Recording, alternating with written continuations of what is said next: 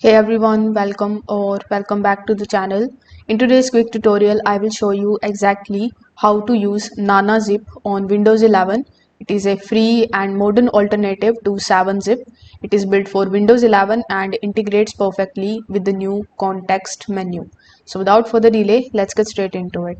So in our first step, you need to download and install NanaZip on your Windows 11 PC.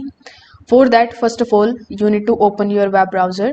Over here in the search bar, if you search for NanaZip, you will find the first two links. If you click on the first link, you will be landed here on the page of GitHub, where you can just scroll down and take a look at the latest version in the release tab. So this is a NanaZip 5.0 update 2. So this is the latest version. You can also click on this plus 33 icon, and then you will be landed here on this page where you will basically be able to see all of the versions that it has.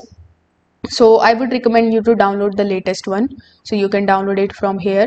The second link that you open will be going to redirect you here on Microsoft Store, so you can find this application very easily on Microsoft Store. So this is NanaZip from Kenzie Mori. So from here you need to simply click on this download button. You can also click on the option of view in store, and your built-in Microsoft Store will be opened in front of you. The thing that you need to remember here is to simply just log in into your account first. After that, click on the option of get over here. Now if you are downloading it from the Microsoft Store, you don't need to install it separately. Once this step is done, you can just make a new archive and select the folders and the files and NanaZip in order to archive it. If you need any kind of encryption or protection or splitting the archives, NanaZip supports all of that under the add to archive window.